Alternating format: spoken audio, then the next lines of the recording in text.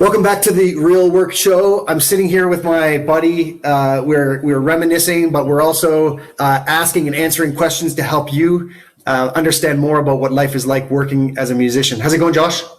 It's going great, man. How are Fantastic. You? I'm doing great too. Josh just survived the lightning round, and now we're having a little extendo conversation. Yeah, he's sweating. Just getting the skin of my hair. Exactly. 10 minutes ago you had hair, but no longer. So we'll be getting into a little bit about and I think this is a really interesting one, Josh, because when you talk about misconceptions, it was interesting. I had an interview the other day with a defense attorney, and one of the things we were talking about is that's a job that's portrayed in so many movies. So one of the things we were talking about is, what's the distance between what you see in the movies and real life? I recommended the Lincoln Lawyer to him. That was one of our favorite movies. I don't know if you've ever seen that, but and same thing for musicians. There's probably lots of ideas out there, but we want to hear from you what kind of life is really like. And one of the first things I wanted to dive into in this conversation with you is the different hats that you wear. So for those that don't know, Josh, I'm sure we'll talk more about this, but he's a multi-instrumentalist, but he also does things like, drum and guitar tech, production. So all these different songwriting, all these different angles. So can you talk to us a little bit about how does, a young aspiring musician, how do you develop into those different roles? Is it something that you recommend? And if so, how does somebody learn those different facets of the music industry? Obviously, everyone typically starts with one thing, right? They're usually interested in either like drums or guitar or vocal or piano or whatever their case is. Right. And you pick that one thing and they go full tilt on it. But I will say this, musicians that play more than one instrument also have a better understanding of what's going on around them on stage or in a writing session or in a studio or in that sort of world, or if you're in specific types of music, are they designed around listening to the people you're playing with, like jazz or blues or whatever. There are those kind of platforms where it's like, we're going to get on stage and we're going to play these 4 bars and these 4 chords, and then everyone's going to take a solo. And at first you're like, so easy. And then you start listening to what's going on around them. And then you go next level, and then like musicians start picking up on each other's like wavelengths. Right. And, like guitar solo will be like happy. He's like, or whatever. And drummer will like accent shots that he's doing just instinctually because he understands what he's doing or where he's going. Right. You hear that because he's also happens to be, he's a great drummer, but he also happens to be a guitar player, so you can follow that. Right. So, and a lot of people, like on the flip side of that, like sometimes you have guitar players that are incredible guitar players, but can't play the drummer for their life because all I think about is how many notes I can do these bars. Like, oh, that's wicked, but how does that relate to the song that's 4 chords of the truth? Like, there's a disconnect there. And some of the best guitar players, I don't want to say I won't personally know, but like some of the best guitar players that I look up to happen to be drummers. So they're and even the way I play guitar, I'm a drummer first. Amazing. Having known you during some of that evolution, I got to say one thing I think that's an interesting learning it was an interesting learning for myself. It might help someone else as well is I always had kind of a limitation in my head. I played a few different instruments before you and I knew each other. Like my journey was kind of piano to violin to viola to drums, and drums was the only instrument I found that you didn't have to beat on me to practice. I loved it. All the other ones were like, "Did you practice today?" So, but what was interesting was I always kind of felt like if you know one instrument really well, if you're really proficient, I mean, it's kind of like be thankful and shut up. Whereas something was different in you, like you didn't think, oh, if I learn bass, then maybe I'm not spending enough time practicing drums, or if I layer guitar on that, something in you was like, no, like the more the merrier, right? I'll learn more. You didn't have that limit of no, I just want to be good at one thing, right? No, it was definitely like I just gravitated towards whatever made my soul resonate. So in that's a weird thing to say, but like there's certain energies that I get from playing drums that I don't get from playing guitar, but there's certain energies and things I can do with guitar that I can't do with drums. But because I'm a drummer and I think so rhythmically, I write a lot of my guitar parts around rhythmic patterns, Right. hit notes and how they interact with kick and snare patterns and stuff. And then also like I can be melodic with it. So it's like the melodic version of my drum. So when I write guitar parts, it's very like kick and snare and how's this going to lock pattern with melody. And I love that side of it. So, but back in the day, I think you were probably around for this. We, Drew Brown and I, we were in a band. We've been in a number of bands, obviously, but people don't know. Drew Brown, he's a legend. You know Drew. Fantastic. But he brought me in. I was like 12 or 13 or something, and he like we'd go to these like jams, and we'd show up, and there'd be a kit or whatever. It was a coffee house or something, and we would just trade instruments. Like I would start on kit because I was the drummer, right? So, but we'd get together and we'd basically like jam out these songs that I'd never heard before, had no grid for half of them, and a lot of it was Drew like, let's just do this, like just follow me. I'm like, okay, what's the tempo? Right. Sure, but like this kind of pattern? He's like, yeah, that works. And we would just jam for hours with people watching us, and that's just what we did. We always swapped things, so it was having the ability to just switch and go to bass if I wanted, and go play bass or whatever, or like play the guitar, play drum. Amazing. The ability to do like sets where we would we would just switch up depending on the song, and we all just rotate. And it was this thing that would catch people off guard, like, oh my gosh, the drummer's playing guitar now, or the lead singer's playing drums, or like it was like a circus of musicians, and we had all these instruments on stage, and we just felt like playing. So I think because I was in an environment at that pivotal time of my life, there was no rules. I didn't have to just be good at one thing. I had the freedom and the ability to be good at multiple instruments. That literally gave me permission to just be myself and just be creative and just to go after whatever was in front of me. And I was around musicians that were, 5, 6, 7, 8 years older than I was. And so, Josh, now that you're making a paycheck as a musician, how much has it helped you, the fact that you can be called on for a given gig or a given project to play multiple instruments? I think it has made me a Swiss Army knife in the industry. So what I mean by that is I can step into a situation where, because I understand what drums sound like, because I understand what bass sounds like, or guitar tones, or guitar rigs, or whatever. Like I had this whole technical side to me that's come alongside, as well as the creative ability. Yes, I have this gigantic tool chest of skills that them on their own right, it's like, okay, cool. Like you can do monitors. That's great. Cool. But I can mix from the house. I can go walk out and mix it from 10,000 people. Big full blown line array with a Digico and know what I'm doing and make it sound like a rock show because I have those skills that I learned back in the day from mixing records, which I still mix records now.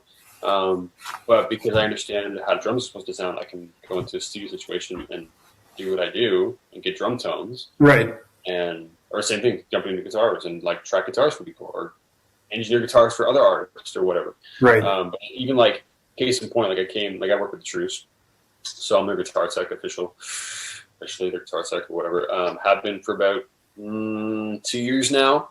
And I walked into the situation with those guys kind of as a, hey, our main guitar tech can't make this gig. Can you step in and do this? And at that point, I had never actually teched for anybody in my life. But because I'm a guitar player and have played at a pretty high level, pretty, whatever, I walked into the situation not knowing the guys at all, not even knowing the music. Like I knew 1 or 2 of the songs, and not really knowing their gear or how they run their shows or whatever. And I was able to set up their rigs and help dial in tones and do all sorts of stuff and get them going. So they did this massive show for the Grey Cup. Without even really knowing the guys. And it went so well that they were like, hey, we've got a tour in, January, February. Like, would you want to come out and do that run with us? And I was like, heck yeah. Absolutely. So yeah, and because I have all these other things, I've become more valuable to them. Like I've even started running a house and doing tour managing stuff for them. Doing gigs. So, but that also comes into play because I have experience in all those other arenas as like, yes, I understand how to be a musician, but I also understand how to be a tech now because I spent years working in production side. So showing up to a festival and being handed like all right, cool. Oh, you're a musician, eh? Oh, that's cool. All right, so today you're gonna build steel decks. I'm like, what's a steel deck? like, Right. like I knew what it was, and there was a lot of things I was kind of like, oh yeah, I know what that is. I have no idea because I'm like, it's Google. like Google on your phone, yeah. yeah. I'm like, the only time like I ever dealt with a steel deck is when I stood on them to play shows. I'm like, Right. so I got kind of the crash course, and I had my butt handed to me a few times, just like trying to learn stuff on the fly, and they assumed I knew a lot, and I did know a lot. But I knew enough to be dangerous, but not enough to really. I'd never had some of the basic stuff explained to me, and I had spent so many years in the industry that I learned on the fly. So, case in point, like I'd go out with Manifest, and we'd go play all these shows in random places, and I'd walk in, and the PA systems would be dialed in, like not at all, and like speaker positions would be off, and EQs would be terrible, and just stage plot and all the things would be terrible, and I was just like, oh, why would you do this? So I spent a lot of those runs walking into these churches or venues or whatever, and like redoing people's PA systems for them, and like going, all right, that's how it should sound. Now we can sound check, and because of that, I got very good at making two speakers on sticks with like an analog board sound like a gigantic rock show. And then when I got put into a situation where I'm like, oh, I have 12 boxes aside of whatever line array systems and like 32 subs. Sweet. Right. It's Christmas. Yeah. Right. It's so fun. So sorry to circle back to that. I got really good at doing front of house stuff because I was facilitating the band and the artist side, because I don't want it to sound like garbage. So, and I was the only guy in the band that knew how to do any of that. So I kind of fell into this front of house position that I would sound check everyone. And I had a wireless, so I'd sound check guitar from front of house. I'm like, oh, that sounds about right. And then I'd run on stage and like hand like whoever the house tech was or whoever the most capable. I'd be like, okay, cool. This is your lead vocal. Make sure he's heard. This is the tracks. This is an expensive. And he's like, oh, okay. I'm like, you don't have to do anything else, but just make sure nothing feeds back, and it should be fine. And I was going to go up stage, do the show, and we did that hundreds of times. So Josh, one thing, just listening to you, and also from just knowing you, I think you've mentioned a couple of times like things like humility, and I would say like you're curious. So a lot of people, from my own experience, and I've certainly been like this at different times. Things are happening around you. There are things to be learned, but you're like, nah, I'll just keep doing what I'm doing, right? I think you're the kind of guy that, if someone over there is doing something, like, when you were younger, somebody's fixing a sound issue, you're like, how's he doing it? So you're the kind of guy that would be curious. You're the kind of guy that would see someone over here is fixing some guitar issue or some issue with the PA, and you'd be curious enough to figure out, like, what did you do? How'd you do that? Or observe what they're doing, right? I think, at least from my own observation, that's something that it seems to me has served you well. If you were the kind of guy that was more like, nah, my job here is this box. I am here to do this one function. You just wouldn't have picked that up, right? I've had some pretty incredible opportunities handed to me because I've been humble and I've been willing to learn. I'm willing to take criticism and learn from it. Yes. I didn't pissed off and like, well, screw you. like, right. I'm literally like, okay, what did I do wrong? Right. Like, how do I flatten a PA? How do I use subs? How do I use this console? How do I route this thing? How do I make a kick drum sound right? I'd always kind of learn from whoever was around me. I love surrounding myself with people that were way better than I was. Okay. Be like, what are you doing? How did you get that guitar sound? Oh. Right. Okay, so you're playing what guitars? Oh, okay. What kind of strings you use? What kind of picks? And I'd quiz people. I heard a couple of things there. Like, one, the curiosity. Again, for you, even when you were a kid, to get up the courage to go talk to this guy, be really easy to be intimidated. You walked up there and asked the questions, and that in itself takes a lot of courage, right? So back to that curiosity of wanting those answers, wanting to figure it out. And then the other thing I heard from you that I think is interesting is, you mentioned, it sounds to me like you've been intentional about trying to get around people that are better than you at what you want to be doing. I've been very intentional about getting around people that challenge me, that are better than me at the craft that I want to do. Okay. So whether it's, some guy who can dial in guitar tones like a wizard, or someone who like makes drums sound huge or whatever, it's like, how are they getting that guitar sound?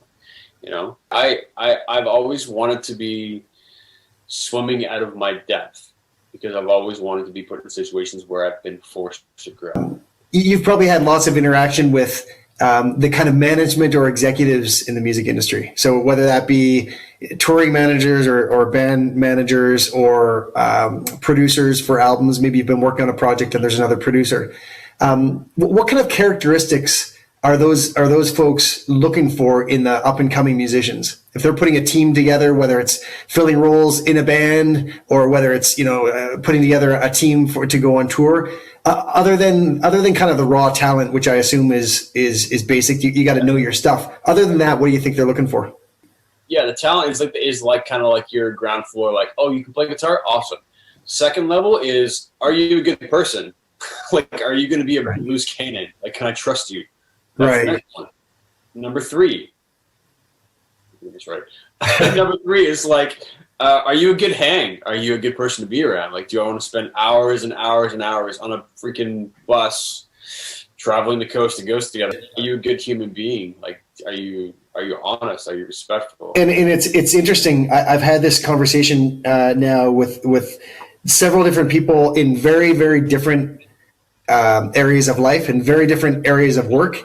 And I was talking to this guy the other day that's in supply chain with healthcare, and one of the things that's served him really well isn't so much certain education or job experiences and things like that, but it's I mentioned it to him. It's kind of like the likability factor. It's that kind of thing that nobody teaches you that in school, but it's kind of exactly what you just said.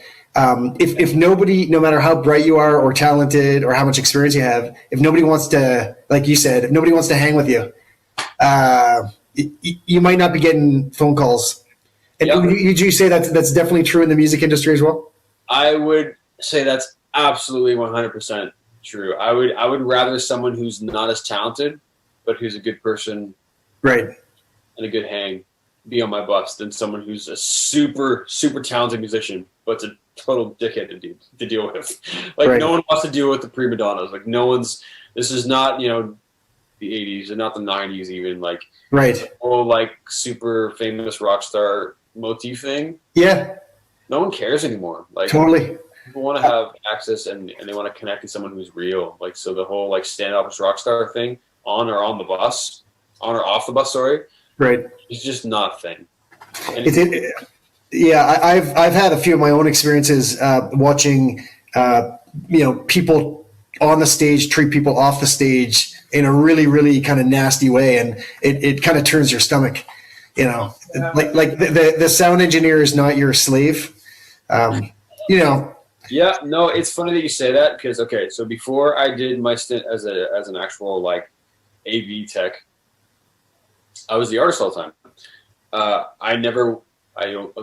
don't think I ever was horrendous or mean or disrespectful to any tech I ever worked with. I was always very polite, always very honorable. Like, I think my monitor techs are probably the ones who take the most abuse from me because I'm like, I want to hear us things a certain way in my mix, especially being a lead guitar player. I'm like, I need this. Certain things are distracting, certain things add energy to my mix. So I'd like really go back and forth with them to make sure things were light, and I'm sure I drove them a little batty.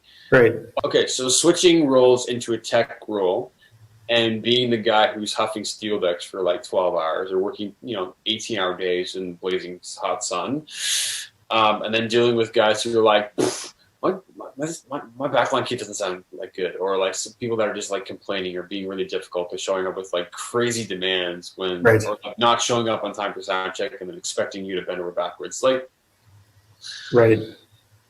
I get it. Your flight was delayed. I understand you haven't slept all night. Okay. Right. Let me help you out. And I actually fell into a situation where I was stage managing a festival in Vancouver, and the headliner didn't show up until 3 or 4 o'clock in the afternoon. They were like, "We're headlining. We need this and this and this." And I was like, "Well, your sound check time was 11 a.m. It's 4." Wow. I had to be like, and they're a pretty big band. So for me, being the kid running the stage, not my kid, but like being the guy running the stage, I had to be pretty strict about it. Like, I'm sorry. And the guy went off on me, and I was like, right. And walked away and came back. He's like, "Oh, I'm sorry, I had to do that, man. I just wanted, I had to, fight for my band." I was like, 1, I don't care. to don't come on my stage and be disrespectful. I can literally make it so that you guys don't play today. Right. So I had that kind of power. And I was like, having said that, you're here late. I understand those things. What can we do to help you that we have access to right now? Because we're on a smaller stage, we're on this and this and that. So I had to literally walk that through with that manager who showed up for that band and be like, this is what we can feasibly do right now. Right. There's 2 other bands on stage. They're using one of your risers because you weren't here. I'm sorry. Right. When they come off stage, we can build your kit on that riser. Or do you have to wait till the end of the set? He's like, well, how are we going to sound check? I'm like, you can do a line check. Right. Like, and we had to just kind of roll with it. But I had to like step out of I've had to learn the tech side and how you have to handle some musicians, because sometimes it's not the musicians, because the guys showed up and they were super nice, and it was just literally the manager who was like, this is this band and they need this, and he was like so used to dealing with techs that don't give a flying rip, because a lot of techs don't care about musicians, because a lot of musicians treat techs like garbage. So, yes. I've been on both sides of the fence, and I've been on the receiving end of both sides of that, and I know what it feels like. So yes, I'm sure that helps. You got some empathy, right? Yeah. Right. Yes, so going back to the multiple Swiss Army knife skill set thing, because I've been on both sides of the fence, I know how to handle a tech guy as an artist, and I also know how to handle a musician as a tech guy. Right. So a lot of people don't have that skill set. So right. But there's been a fair handful of guys that I know that can do both. Yes. A lot of them are either super heavy on the tech side and no like people skills, if you will, or musician skills, or super musician skills and have no tech. It's like, I want this and this and this, and like they'll walk off stage. You're like this. That's not how this works. This is a give and take relationship. Like right. You have to be. Give me your stage plot and your info list in advance, and I can help you do things. But like, no, absolutely. So, anyways. So Josh, this has been super, super interesting. I think I would assume that some people that'll be listening to this are in a position where maybe they play an instrument or they've got a singing voice. They've been told they've got some talent. Maybe they're working on it. Maybe they're doing some lessons and things like that.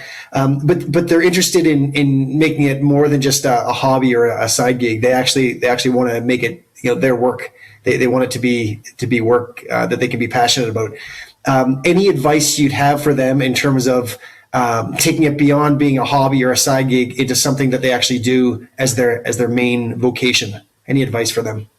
I went from being, the 5-year-old, 4-year-old kid playing drums in my parents' basement to playing on stage in front of like 10,000 people with Alice Cooper. So somewhere in there, I transitioned from being like hobbyist to professional, but the waters, like, there's no clear timeline of I'm now a professional.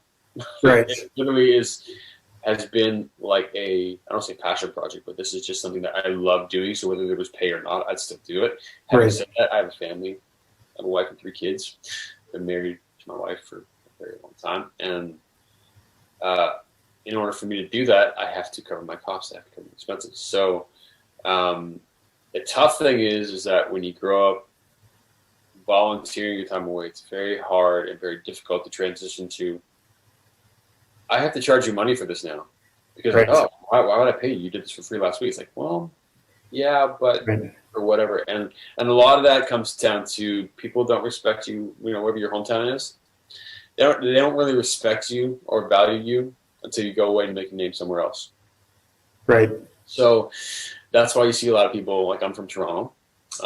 You see a lot of people from Toronto either going to New York or going to LA or, going to the UK or whatever, but specifically New York and LA, or Nashville is another big one, obviously, to go and make their name there. And they come home, it's like, oh, you were part of, Thousand Crutch or whatever. Like, you don't really get that kind of respect and, the willingness for other people to actually pay you for your craft until you go away and you do that. So I'm not advocating moving away from your parents at the ripe old age of, 18 or whatever, but there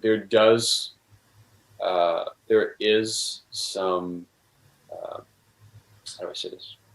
Some benefit to getting in with a different crowd of people who don't know you and proving yourself there and building yourself a name. Right. Of, I know you when you were 6 years old. I remember you playing drums, and it's like, right. don't care. No, I get that. But you're not going to pay me, Yeah. What it is, my rate is to go and Right. play guitar. Like, you're not going to pay me that rate. And No, I totally get it. yeah, so I would say have your friends, but push yourself into circles, even if it's in the same town that you're in, that you're not, where they don't know your history. They don't know what your shoe size is. They don't know that you have been playing drums since you were 5 years old, or guitars, or whatever it is. Go and prove yourself in a different arena and see where that leads you. Because typically in this industry, one, if you're skilled, people will take notice. Two, if you're an actual awesome dude or awesome girl, or you're respectful and you're humble and you're a good hang, just come to find out that the industry is very, very small. So you may live in Toronto, but I've got a super close friend who lives in San Diego. Right. And because of that, we send each other tracks back and forth all the time. Or, people in Vancouver, it's like, next thing you know, like, you're rubbing shoulders with your heroes and now your peers that you can just text and go, hey man, how you doing? I've got a couple of those now, it's like some of my biggest heroes growing up are now my friends, but it's because I've been in the industry so long. And I kind of left my my breeding ground, if you will. Yeah. Left and went to the US and came back, and all my heroes that I grew up listening to in Toronto are now I can text and they'll respond. We've done it before because I have built that, like, some recognition or some street cred, if you want to call it that. Yeah. In a totally different arena than just the local bar scene here in Toronto. Like, I've played on an international scale level, right, in front of a lot of people, and because of that, I can just clout. So. Right. Surrounding yourself with people that are not necessarily in your fishbowl is probably the best thing you can possibly do. So to answer your question, that's probably it. No, it's really helpful. I guess just to boil down some of the things that I've learned that hopefully will help people. What you just mentioned, I think, is super important in terms of being intentional about the people that you surround yourself with. And you kind of talked about getting out of your comfort zone, mixing with different people. And these characteristics that we've come back to, I think, several times in the conversation about, being humble, being willing to learn, willing to take correction, being curious. And you talked a lot about the importance of just being good with people, the relationship aspect of it. I think you'd say one of the joys of playing music is the relationships represented on the stage or in the studio, right? It's not just it's not just punching information into a laptop or something like that. It's something that's coming out of your soul, right? I've had a few moments, where I've been on stage with someone, or I've been on stage with a band, or and I've looked across the stage and been like, oh, this is happening right now. Awesome. And you have all this history together. You have, years and years of, conversations and playing different bands or, whatever case in point. Like, awesome. There you go. Josh, we really appreciate your time today. I know you're a busy man, not just musician, but married with 3 children. Before we started the recording today, Josh and I were joking around about the background I have. I've got this nice pristine studio, and we were joking around about the real life one with 3 kids is with crayon and peanut butter on the drum set and stuff like that. But anyway, we really appreciate it, man. And again, I think this conversation is a good example of why we're doing this show, because we want to give people an idea of what the real work is like. And I think you've really, really helped people understand what a little bit better what life is like as a working musician. Hopefully people haven't gotten discouraged. That wasn't the intent, but we also want to make sure that we represent it in a real way, and not just the misconceptions of what we see in the movies, but what it's really like. And you're definitely an inspiration for that, and really appreciate your time today, sir. Well, thank you for having me on the show. Thank you for reaching out. It's been a lot of fun. So. Awesome. Thanks, Josh. Thank you. And for everyone else, don't forget to subscribe. Check out other interviews with interesting people like Josh on The Real Work Show. Thanks so much.